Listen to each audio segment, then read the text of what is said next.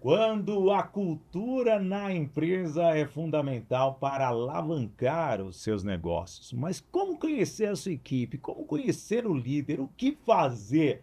O profissional de hoje é um especialista de anos, dono, CEO da Skedia Consultoria. O Eduardo Oliveira, ele vai dar um show para mostrar para você que um detalhe pode fazer com que a sua empresa alavanque muito nos negócios, no networking e principalmente no faturamento, somente com comportamento a partir de agora no nosso Business in Connection.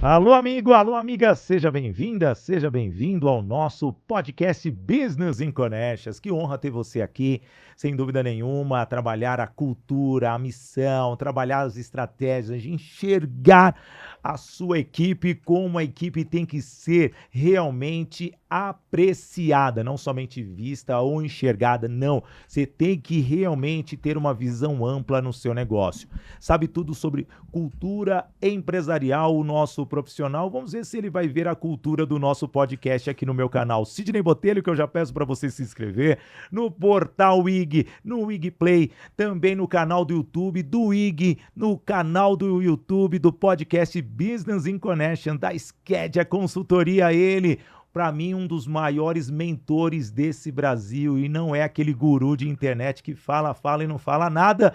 Comigo, Eduardo Oliveira, seja bem-vindo. Boa tarde, muito obrigado. Que honra ter você aqui, Edu. A honra é Você minha, gostou né, da rapaz? cultura já aqui ou não? Tá meio fora do padrão de qualquer empresa. Não, vou fazer a avaliação no final. Não faça isso, porque realmente nem isso eu vou conseguir. Então vou Só te falar, risos. Vou te dar a primeira dica. Ah. Não tem cultura certa nem cultura errada. Ah, é? Tem a cultura verdadeira. É isso que importa. É o que importa, que pelo menos aqui a gente fala a verdade, É tá? isso aí. Aqui é realmente. Eu não sei o que sai da minha cabeça e nem o que sai da cabeça do nosso entrevistado. Ô, Du, você é um líder, você é um executivo, você é uma pessoa que já passou por vários setores. Quando você percebeu que a cultura era um business? Legal, legal. Eu comecei a minha carreira na área técnica, né? Tá. Eu fui líder de desenvolvimento de produto, então tinha uma vertente aí muito ligada à área de eletrônica, né? Mas, num dado momento, um amigo meu me convidou para trabalhar em vendas. Tá. Aí eu fiquei naquela assim, eu vou trabalhar em vendas, não vou trabalhar em vendas, tá bom, vou trabalhar em vendas. Aí eu comecei a trabalhar em vendas, gostei muito, tive uma grande oportunidade de ter um gerente que realmente era um líder fantástico, e aí por conta dele eu decidi fazer marketing. E aí tudo mudou. Porque quando você entra em marketing, você começa a trabalhar comunicação de uma forma que a gente não imagina que ela exista, né? Tá. E um dos itens dentro da comunicação é a cultura. Isso é um item muito importante, né? Então, daí para frente, isso só veio se aprimorando, se aprimorando, se aprimorando. Em 2010, eu comecei a trabalhar fortemente com endomarketing, que é o marketing que a gente faz para dentro da empresa, e cultura na veia, né? Então, E é fundamental, né? Porque se você não tem uma cultura, as pessoas não entendem como a empresa funciona, não tem como o endomarketing e a comunicação interna funcionar. fica meio vazio. Totalmente. Então foi uma boa sacada. Isso aí. E aí o marketing veio meio que num complemento, e hoje você praticamente entra numa empresa, e o que você busca nas empresas? Eu busco ajudá-las, né? Tá. A gente tem dois cenários. Vou colocar de outra forma. Eu tenho encontrado dois cenários nas empresas. Tá. Em alguns casos, a gente tem uma cultura descrita, mas ela é uma cultura mais marketeada. Ela é uma cultura mais para fora. Então, ela não é realmente aquilo que está no cerne do fundador ali da empresa, da alta gestão da empresa. A máscara. É uma máscara, é uma coisa bonita para se ver. Tá. O outro caso é quando a empresa não tem nada. Então, ela não tem uma descrição de cultura, ela não tem nada desenvolvido. A empresa, na cabeça do empresário, né? A empresa é muito pequena para isso é só para multinacional. Mas o fato é que, se você não está gerenciando a sua cultura, existe uma cultura na sua empresa. E qual que é o risco daí? Ela pode estar alinhado com o crescimento da tua empresa, ou ela pode estar no sentido oposto, está te Sim. prejudicando, está te segurando. Então, o nosso trabalho é fazer essa análise, né? Quer dizer, qual que é a cultura que existe, se ela está alinhada, e quando a empresa tem uma cultura descrita, a gente fazer uma análise crítica dessa cultura para saber se ela é real, que eu te falei no começo do programa. Quando uma empresa tem que escrever a cultura, então? Quando os dois sócios ou a pessoa, se for uma empresa individual, decide abrir empresa. Cara, mas talvez seja a última coisa que a pessoa vai pensar, viu, Du? Você fez isso quando você montou a Sked? Foi a primeira coisa que eu fiz. Ainda Mas é bem. diferente, né? Porque eu Casa montei de a ferreiro, Sked, espeto de pau, pelo menos você fez certinho. Mas Mas- é muito curioso porque muitos empreendedores, principalmente aqueles que começam os negócios, eles saem fazendo. E talvez, até mesmo a missão dele ele não tem. Ele tem um objetivo, o único. Qual que é? Uhum. Ganhar dinheiro. Sim. E quando ele percebe que o negócio começa a ganhar corpo e começa a ter um time, talvez ele perceba, é hora de rever alguns processos para colocar essas pessoas com a minha cabeça. Então, tem um livro que se chama O Mito do Empreendedor, não sei se você já viu. Já folhei. Já folheou. Não fechei, não cheguei até o final. Sabe aquele livro que eu comecei a ler e parei? Ele Mas não eu é um acho que eu livro comecei. sobre cultura. Aí eu lembro até hoje, porque aí como eu estava na pós, eu estava tendo que fazer meu TCC. Não voltei nele. Ele não é um livro sobre cultura, mas ele é um livro sobre empreendedorismo, né? E tem uma informação que ele coloca lá, um momento em que ele diz o seguinte, né? Você tem que descobrir por que você quer abrir a sua empresa. Né? Por que você vai sair de um local que você está trabalhando para você abrir a sua empresa? O que está te motivando? Tá. Isso é muito importante, você definir isso primeiro, para depois você poder trazer as pessoas que estejam alinhadas com esse primeiro impulso teu, essa primeira vontade sua. Que legal. Né? Então, ele coloca exatamente isso. No caso dele, ele é um consultor que ajuda pequenas empresas, pequenos negócios, né, a se transformarem. Só que aí, esses pequenos negócios começaram sem esse cuidado, sem esse trabalho prévio, né? E aí o negócio começa a ficar muito complicado, mesmo sendo pequeno. Então ele trabalha muito essa coisa. Primeiro a gente tem que saber por que a gente está abrindo esse negócio. Uma outra coisa muito importante, quais são os nossos valores? O que a gente está disposto a abrir mão pelo nosso negócio e o que a gente não está disposto a abrir mão pelo nosso negócio. Eu acho que isso, inclusive, é o item mais importante que a gente tem que decidir. E é muito legal o que você está falando, que envolve muito, não é caráter, nem ética, né? O valor, ele vai além disso. Uhum. Principalmente quando você entra em um processo ou de uma licitação ou de uma negociação, porque licitação pode levar para o cunho mais público ali, Uhum. numa negociação que há uma corrupção. Sim. Será que você vai aceitar que a sua equipe aceite uma propina? Será que você vai aceitar uma propina? Sim. Então, isso são coisas que você tem que definir logo no começo da sua empresa. Tá. Né?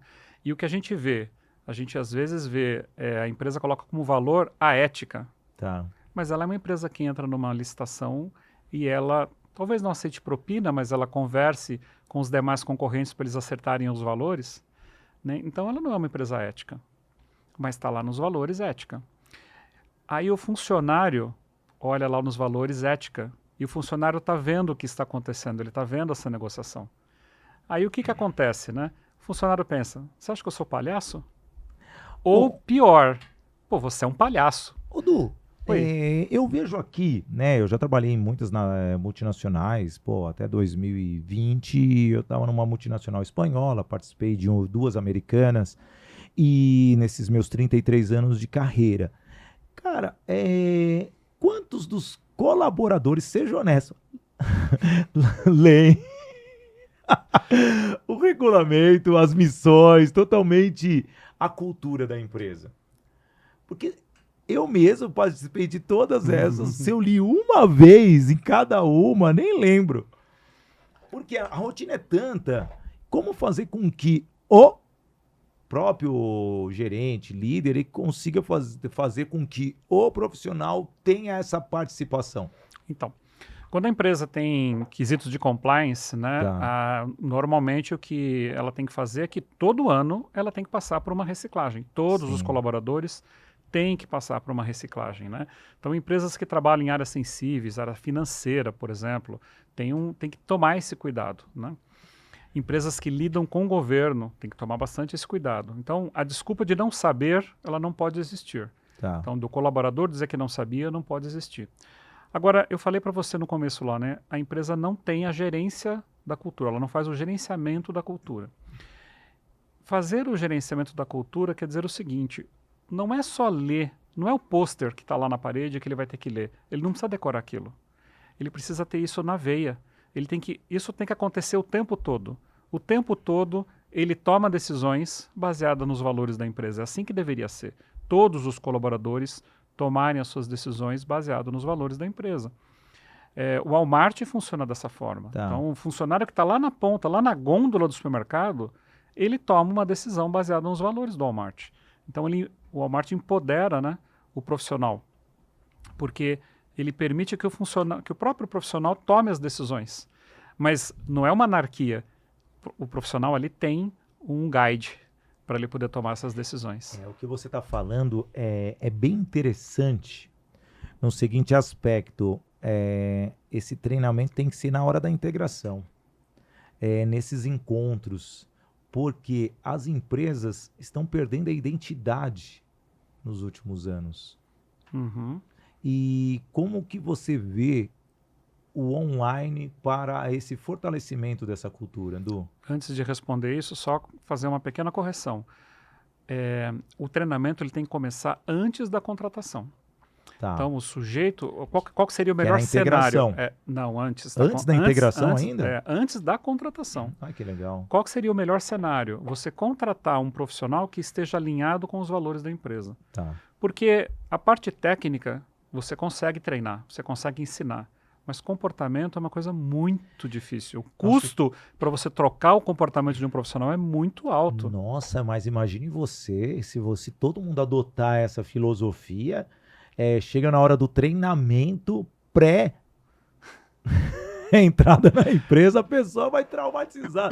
Você não serve, tchau.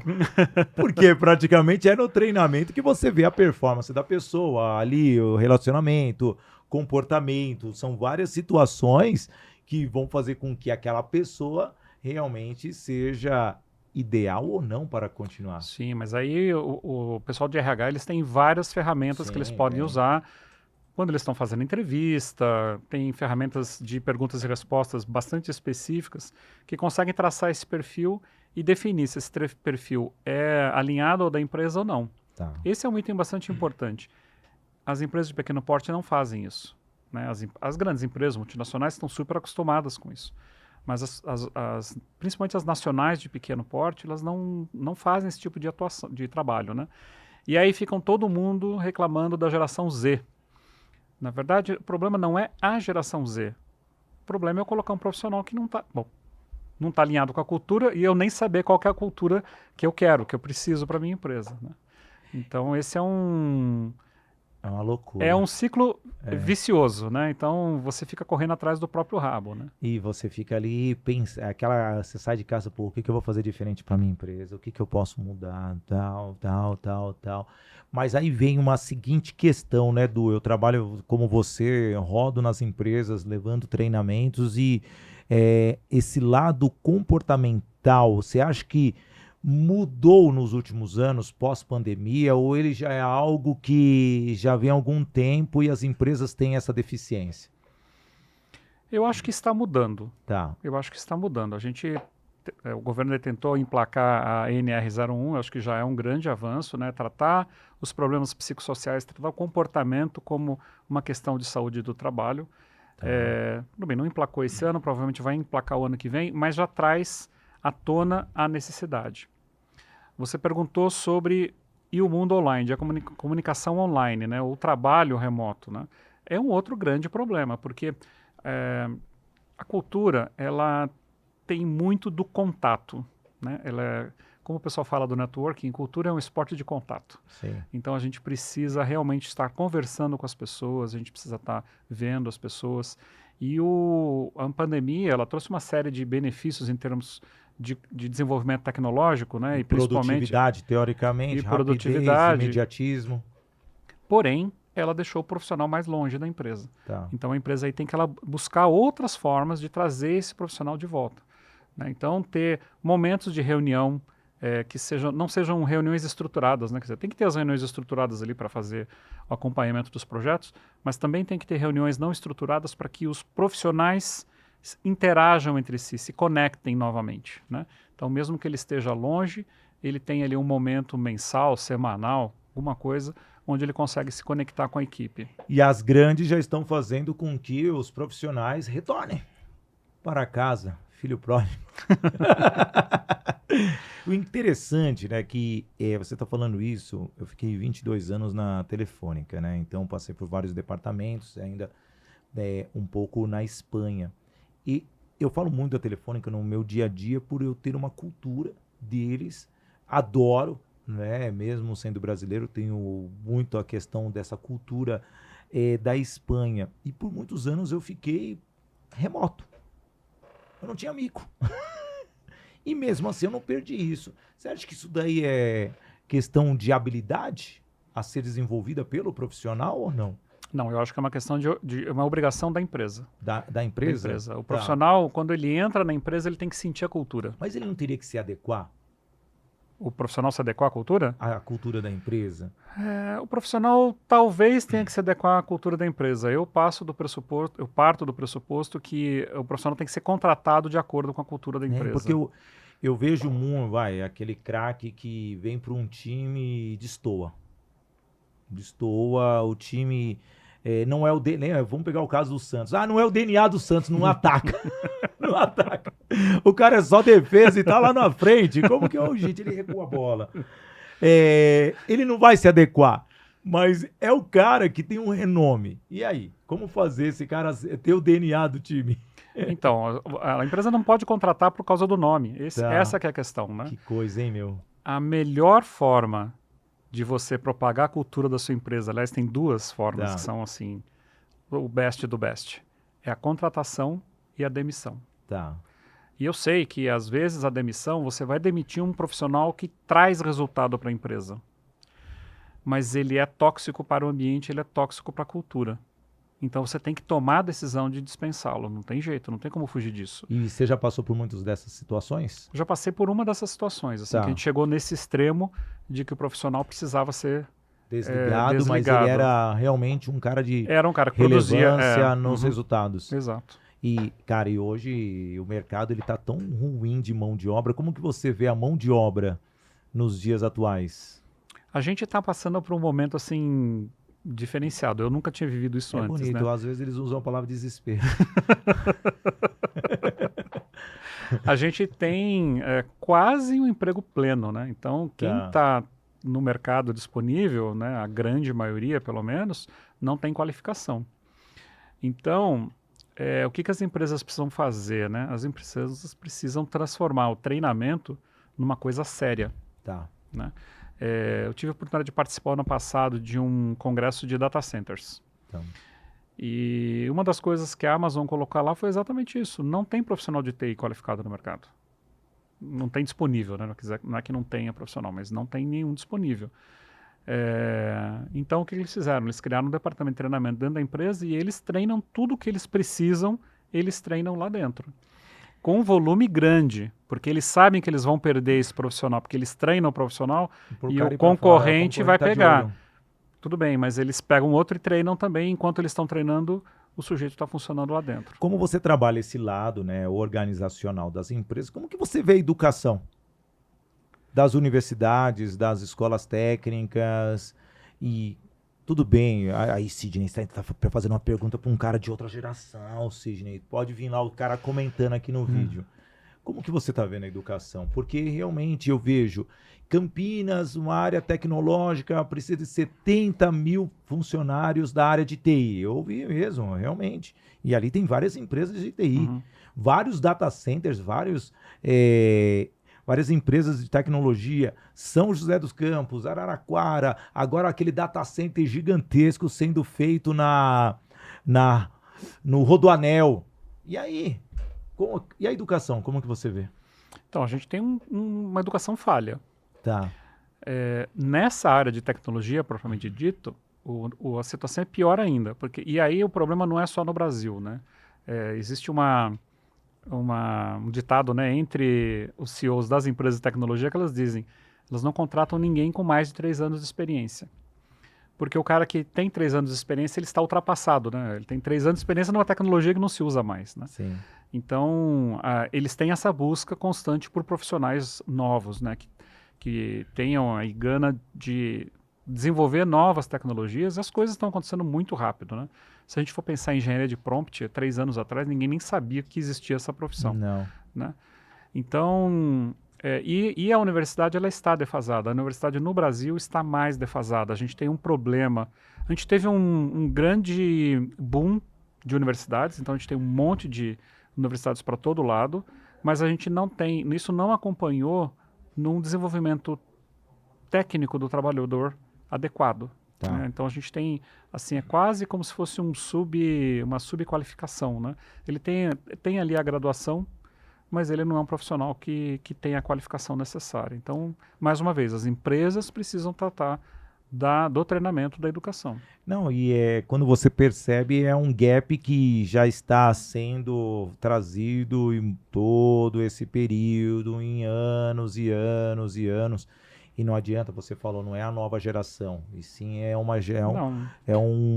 um detalhe que precisa ser resolvido em algum momento. E se as empresas não contribuírem para essa educação, com certeza muitos profissionais vão daqui a pouco ficar fora do mercado ou serão tampões, não é verdade? Exatamente. Agora, eu não queria politizar, mas a questão, ela não é só da universidade. Tá. Né? A gente pega as notas do Brasil no PISA, é uma coisa ridícula. Então, o ensino básico, sei lá, tem 15 anos aí que não mudou nada do ensino básico. Mas eu rodo o mundo.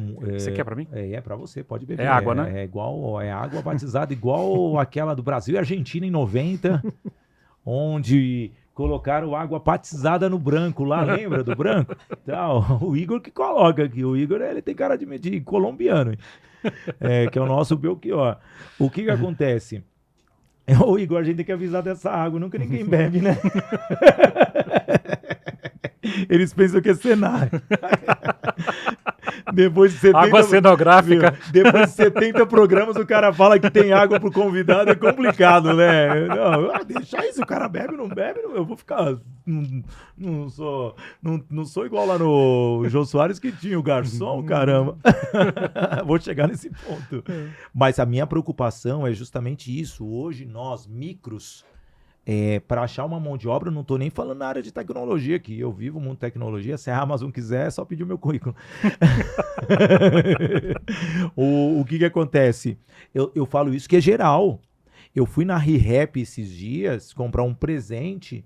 A gerente fez tudo. A gerente me atendeu, daqui a pouco deu uma volta na loja, a gerente recebeu e a minha esposa tava, amor, cadê você? Eu fui pegar o pacote, quem tava embrulhando? A gerente. Eu falei, ô moça, só para tirar uma dúvida, cadê os outros profissionais?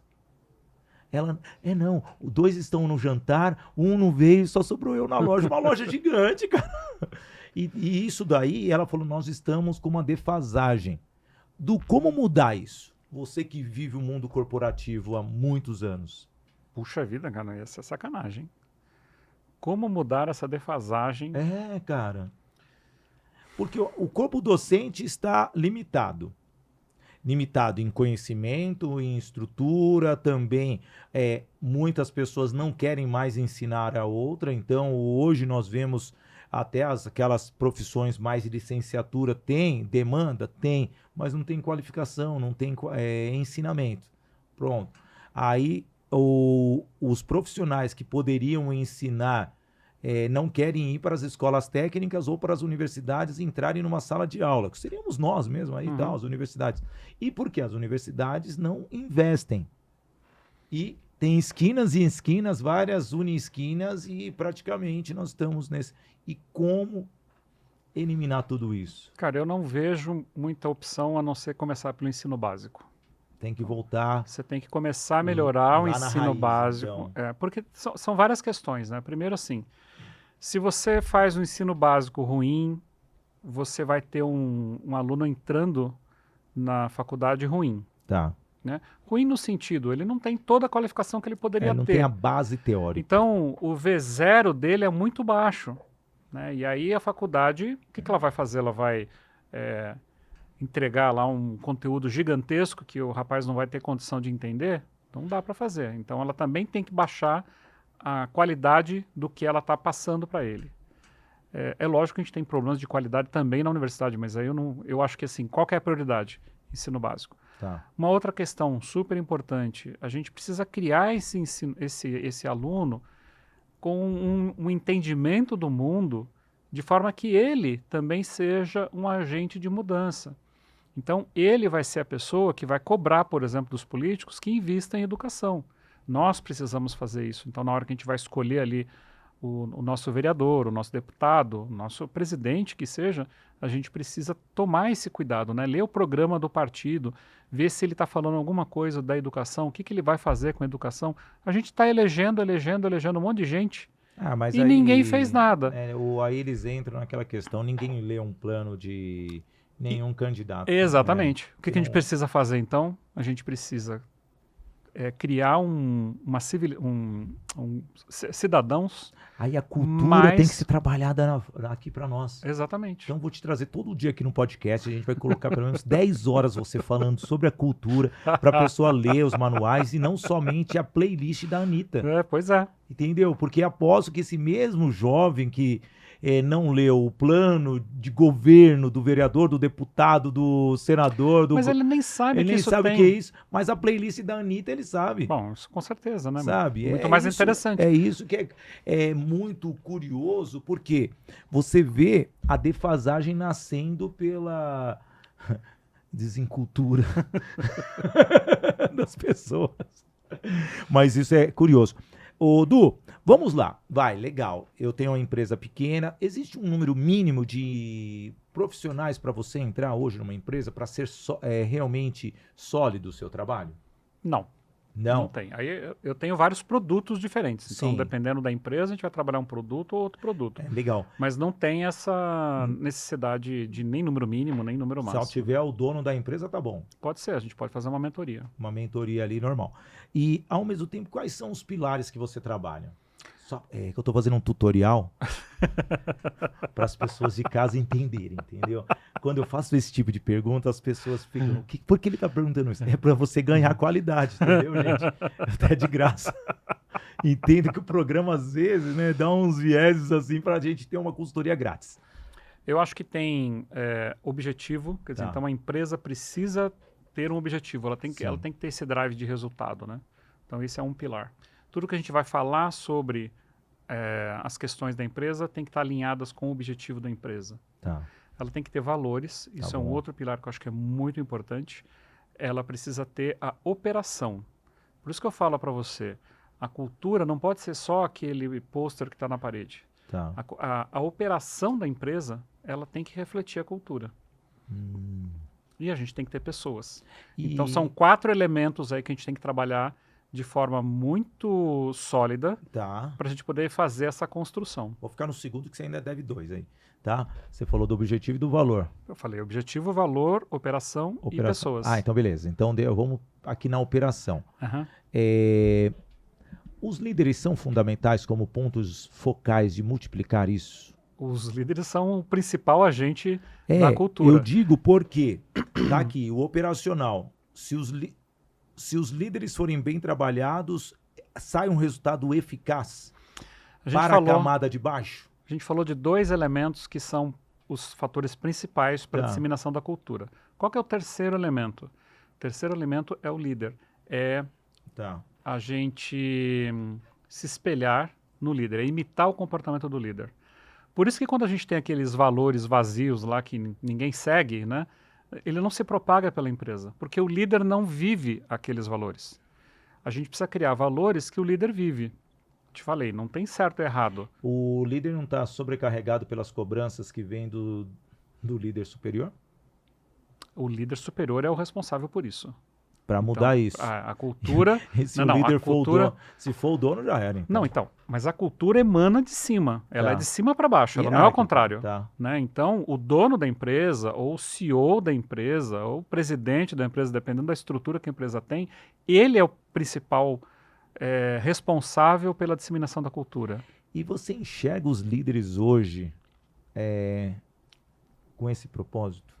A gente tem, é que assim, como eu estou dando consultoria nas empresas que me chamam, né? É. Então o líder tem essa proposta. Talvez ele não tenha a visão assim exata do que é a cultura, do que dá para ele fazer, mas eles entendem. No que você roda ouvindo as pessoas, você entende que existe essa vontade de mudar? É uma pergunta utópica, né? Porque eu mesmo não- passo por isso. Eu não sei se vontade de mudar seria a palavra correta, mas é despertar para a importância da cultura. Mudar ou não depende se a cultura tá boa para ele ou não, se está empurrando a empresa ou se está freando a empresa. Agora, ter a consciência de que a cultura é um item importante, eu acho que é uma coisa que tem acontecido. Não é porque eu vejo muitos líderes hoje, até mesmo, que hoje a gente fala que a educação está ruim, mas a informação ela está boa.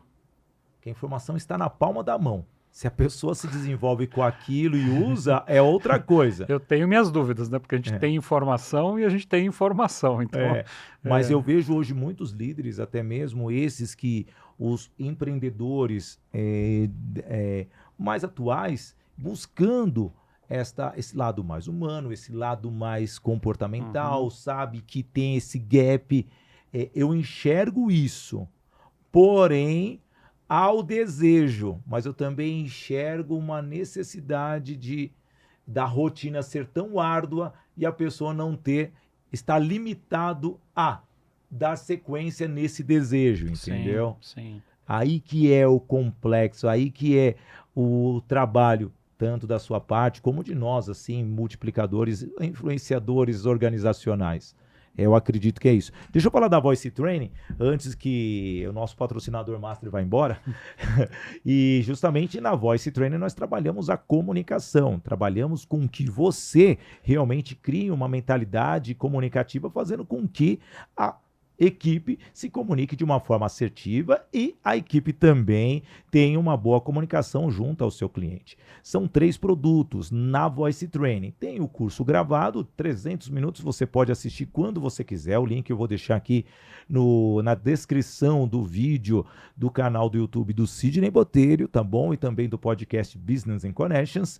E também tem as turmas regulares, 20 horas para você se desenvolver. E, aliás, a próxima turma, no próximo mês, já terá inteligência artificial, fazendo com que a IA contribua para a sua evolução, te analisando, facilitando você na criação do seu roteiro, também da sua apresentação, não somente isso, em reuniões, a leitura do seu comportamento, tem tantas ferramentas que fazem com que você tenha um bom desempenho. E aí, um dos maiores produtos da Voice Training é a mentoria individual. Você quer se tornar assim um grande executivo, treinador como o Eduardo Oliveira? Tem a mentoria individual, onde trabalha totalmente pilares que vai fazer você se tornar um palestrante, um treinador. Se você quiser comercializar, você vai aprender a vender suas palestras e realmente ser uma pessoa que leve conhecimento com sabedoria. Voice Training, QR Code na tela para você escanear e agendar a sua sessão experimental, uma escola de oratória feita para você. É isso aí, que treina as pessoas na Voice Training. É isso aí. Ô Edu, quais foram os maiores desafios para você como empreendedor? Quanto tempo tem a Sked aí? A Skedia tem... nós estamos em 2025 já. certo? Então ela Pela tem gravação 7 anos. ainda estou em 2025, tanta 7 gravação anos. que eu já fiz aqui. E hoje, quais foram os maiores desafios para você? O maior desafio é quando a gente tem um empreendedor que ele entende a cultura, que ele acha que precisa realmente de ajuda, que precisa mudar, mas ele não quer mudar. Tá. Então, às vezes acontece uma questão com o ego do empreendedor, né? Que são as outras pessoas que estão com problema. Então, é o funcionário dele o problema, não é ele. Sim. E às vezes é ele. Então, esse é um grande desafio que a gente tem. Aí a gente tentar trabalhar com ele e explicar para ele, convencê-lo de que se ele fizer diferente, ele vai ter um resultado diferente. Tá. Então, esse é um grande desafio. Vendas é um desafio nas empresas hoje? As empresas venderem? É. Ah, com certeza, sempre, né? E você intervém ali numa cultura para engajar eles nesses processos ou não? Não, em vendas não. Não. Em vendas eu não trabalho. Eu tenho um Mas parceiro... pro vendedor levar aquela cultura da empresa? Ah, não, isso sim. É. Aí isso a gente vai trabalhar para todos os colaboradores da empresa. Isso impacta numa negociação? Isso impacta numa negociação. Isso impacta, inclusive, no próprio processo de venda. Tá. Isso impacta em negociação e isso impacta nos serviços. Então, se é uma empresa de serviços, né, ou se é uma empresa que tem serviços agregados a um produto, e impacta no pós-venda também. Então, tem vários aspectos aí que a gente tem que a gente vai poder verificar. Quando você empodera o profissional, você agiliza os processos. Tá. E o profissional fala com mais segurança para o cliente e o cliente tem essa percepção. Sim. Né? Então, o cliente se sente mais seguro. E é legal, né, que você está falando, porque o vendedor, quando ele exala a cultura, o cliente percebe que ali tem a empresa. Exatamente. Eu fiz essa pergunta justamente para ter essa resposta, porque o profissional ele tem que entender que o crachá realmente é a marca que ele está representando, mas a importância é quando a empresa tem uma estrutura, uma cultura que trabalha totalmente esta linha de mentalidade, ajuda até no processo de fechamento, porque a credibilidade, muitas vezes, não vou falar que é do vendedor somente, mas a empresa contribui para que o negócio seja realmente concretizado. Exatamente. Cara, é muito fundamental. E, ao mesmo tempo, volto a perguntar para você assim, de uma maneira diferente, mas não é uma repetição de pergunta. Como fazer com que a pessoa tenha produtividade e ainda tenha resultados sem sair da cultura da empresa? Porque é muito interessante, porque você sabe tudo, mas estamos no Brasil, cara. Não, para alcançar resultado vou ter que ter um jeitinho, só que tá fora da cultura. E aí, como que trabalha essa mentalidade das pessoas? Porque às vezes, num lapso, pode sair fora. Então, o projeto, o desenho Sim. da empresa, ela tem que estar orientado de acordo com a cultura. Tá. Então, não tem como ele sair fora. Se para ele gerar resultado, ele tem que sair fora da cultura, tem alguma coisa errada. Então, Alguém alerta ele? Ele não precisaria ser alertado, ele deveria saber o que ele tem que fazer. Essa é a questão. Né? O KPI dele deveria estar alinhado com a cultura. Então, se ele faz uma coisa diferente, isso não deveria ter impacto no KPI dele. Então, são essas as questões que a gente trabalha. Quando a gente fala de operação, sim, a cultura tem que estar refletida na operação. Então, tudo que você faz, ele tem que estar relacionado à tua operação. É necessário uma punição quando isso ocorre ou não?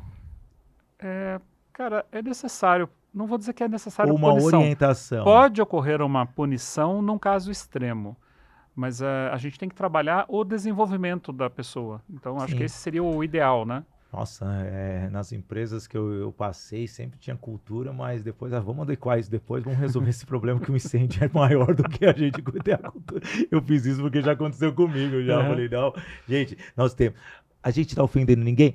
Alguém? Não. Se não ofendemos ninguém, vamos executar, depois a gente corrige, porque o negócio a gente tem que pôr no ar o sistema. Depois a gente adequa, entendeu? O importante é o sorriso no rosto do cliente, tá bom? Isso é cultura.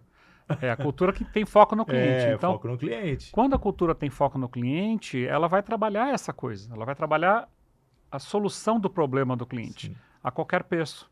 Então, isso é uma coisa importante. É um pouco do que como eu falei, eu citei o Walmart. O Walmart é um pouco disso. Uma coisa que as pessoas confundem muito, né, Du? Cultura e processo. A cultura, os processos, eles deveriam estar alinhados com a cultura. Sim. Na verdade, então, a cultura deveria estar sendo desdobrada para a Porque o empresa. processo é uma continuidade, né? Exatamente. E aí o processo é que impede que o profissional saia fora da cultura, porque ele segue um processo, ele tem um processo para seguir. Agora, uma coisa importante também que a gente tem que lembrar é que a gente não vai ter processo para tudo dentro da empresa. Tá. Então, a gente não vai ter um processo em que estejam descritos todas as variáveis que podem acontecer no meu dia a dia. Então, tem que sobrar não, né? Vai sobrar momentos em que o próprio profissional vai ter que tomar decisão. E esses treinamentos acontecem, que você faz, esse acompanhamento, qual que é o período que uma empresa permanece com você? Eu sei que você tem vários pacotes, mas qual seria o ideal? Olha, eu acho que o ideal é 1 ano, porque aí a gente consegue desenvolver e consolidar a cultura. Tá. Quanto tempo demora para a empresa ter resultado? Isso varia muito de empresa para empresa, né? Então, depende da empresa e depende também de quão desalinhada ela está. Então, numa empresa que está mais ou menos alinhada, então você só faz um pequeno ajuste da cultura, cara, em 6 meses já tem resultado, né? Tá. Quando você tem uma empresa que está muito desalinhada, então você tem um esforço maior para você poder colocar o alinhamento em todas as áreas da empresa, é trabalho para 3 anos. Caramba, 3 anos. E agora o desafio. E quando são várias filiais? É a mesma coisa. É a mesma coisa, mas não muda nada, porque o prazo é o mesmo? o prazo é o mesmo. Que legal.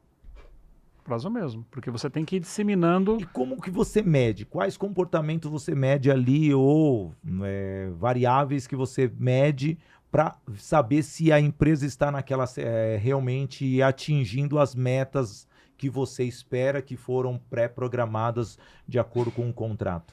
Então, quando a gente começa com o cliente, normalmente ele tem uma dor. Tá. Uma dor comum, por exemplo, é rotatividade. Então, Turnover. alta rotatividade. Então, a gente consegue trabalhar e medir a rotatividade e ao longo do trabalho, né, do projeto, a gente vai vendo o que vai acontecendo com a rotatividade.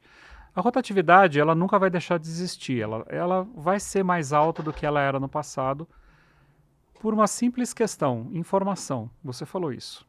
Quando a gente entrou no mercado de trabalho, como é que a gente fazia para a gente mudar de empresa? Né? A gente tinha que comprar o estado de São Paulo no final de semana, tinha que olhar tudo, recortar os anúncios, aí ver que anúncio que dava para mandar currículo que não precisava ir lá, você mandava por carta, pelo correio, certo? Ou você ia entregar presencialmente, Não, que era mas mais rápido. mas se você estava trabalhando, você não tinha essa oportunidade. Né? Então, para você mudar de emprego, era complexo, não era muito simples. Né? Hoje não. Hoje eu abro o meu celular e eu vejo todas as oportunidades que tem disponíveis ali para mim. Mando o meu currículo por online, de repente na sequência eu já marco uma entrevista online, perco 15 dias do meu horário de almoço ali para fazer a entrevista e troquei de empresa. Quer dizer, então não dá para a gente achar que vai ser igual antes. Nunca vai ser igual antes. A gente vai ter um turnover mais alto, mas a gente consegue controlar esse turnover um pouquinho. Quiçá dizem os call centers, né? Pois é. O call center hoje você tem um time, você treinou, daqui meia hora já é outro. Já né? é outro time de você não treinou. É até triste, cara, eu levo muitos treinamentos para os call centers, levo soluções. Nossa, quando eu levava soluções mesmo tecnológicas, era um desespero, porque você tinha acabado de treinar a pessoa, você estava querendo que... Aí você volta, prepara a aplicação, volta para falar com aquela pessoa, já era outra. Eu falei, pô, aí fica difícil. Não vou entregar nunca esse sistema. E o call center tem essa rotatividade também, pela flexibilidade de receber uma diversidade de pessoas ali dentro das instalações. Então, esse turnover... E é interessante que você falou de cultura. Na maioria, os call centers, eles têm uma cultura de engajamento. Que bacana. Eu não trabalhei com nenhuma empresa de call center ainda. Lembra que a gente falou de resultados? Eles têm uma integração boa, o relacionamento é forte, mas a rotatividade vem pela sobrecarga de tarefas. E eu sei disso por viver tudo isso. E é algo que aí é um desafio para você. Porque a cultura existe do acolhimento, da missão, eles defendem a empresa como unha e dentes, mas a permanência é inferior a de um mês.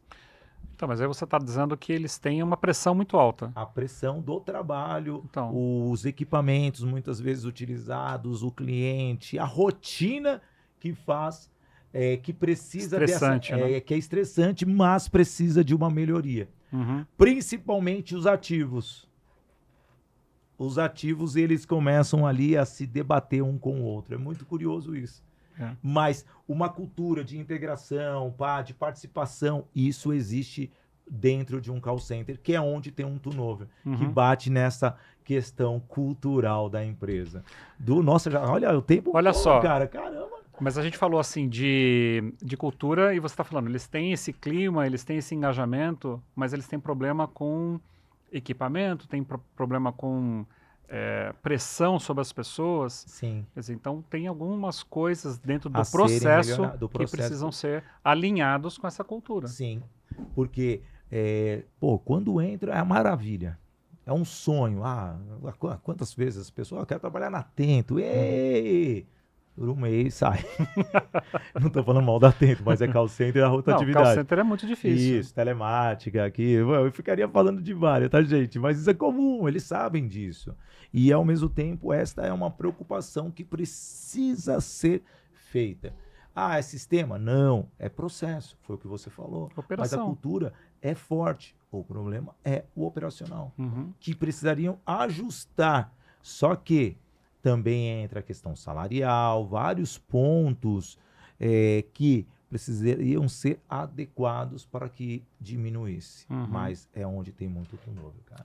Mas a cultura, de qualquer forma, ela tem que transbordar para a operação, não tem como a gente fugir disso. E é isso, você tem um desafio aí que eu já te dei uma deixa agora para você trabalhar os call centers. Deixa eu falar rapidamente, fazer os agradecimentos dos meus apoiadores e já me despedir de você, porque praticamente que voou. O tempo passa muito rápido aqui nessa salinha.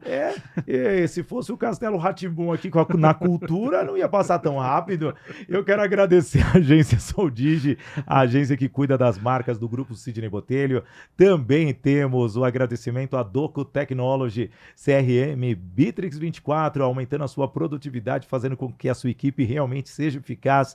Quero agradecer a Toye Treinamentos, que leva o método Agir para Vencer, motivando a sua equipe, atitude, gestão, inteligência emocional, relacionamento para você alcançar os resultados. Unielas Marcas e Patentes, realmente registrando a sua marca, fazendo com que a sua ideia seja registrada e ninguém usurpando dela. Também a Toye Produções e Eventos, tendo realmente a execução, a elaboração, a organização dos maiores eventos. Sinduscom, Instituto de Engenharia, TCL, várias empresas estão com a Toye Produções e Eventos. E a nossa patrocinadora master, a Voice Training Escola de Oratória, formação de palestrantes, que eu agradeço muito o apoio, facilitando ainda mais a comunicação nas empresas, e tem um treinamento em company que é fundamental, melhorando você e o seu líder e você executivo. Voice Training Escola de Oratória.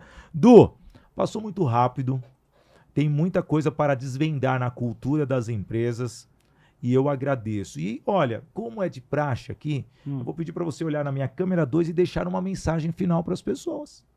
Puxa vida, você não tinha avisado isso. Não, a gente não avisa nada mesmo aqui, que eu quero igual a água. Fique à vontade, uma mensagem motivacional, fique à vontade. Eu não vou fazer, não é bem motivacional, mas é uma frase bastante conhecida, que diz que a cultura come a estratégia no café da manhã. Então, a estratégia da tua empresa pode ser sensacional, incrível, extraordinária, vai te levar lá para o topo. Mas se a cultura da tua empresa não ajudar com que os teus colaboradores se engajem na sua estratégia, você não vai conseguir nada. É isso aí. É isso daí, Eduardo Oliveira, passando aqui no nosso podcast Business in Connections da Skedia Consultoria, mudando a cultura organizacional da sua empresa. É difícil falar, viu? Imagine implantar uma cultura se você realmente não tem o foco. Aí eu falo para você, você precisa estruturar a sua mente antes, estar aberto. E eu agradeço você que ficou comigo aqui no Sidney Botelho, peço para você se inscrever no canal do YouTube, também no podcast Business in Connections, no portal WIG, no WIG Play e também no canal do YouTube do WIG. Estamos também no Spotify, em todos os aplicativos de podcasts, aquele agregador. E eu espero ter agregado muito para você no dia de hoje, porque essa é a missão do nosso BC. Fomentar conhecimento, transmitir as ideias e também totalmente as estratégias dos executivos. E para encerrar o nosso programa, a minha frase tradicional: viva o momento com coragem e coração. Valeu!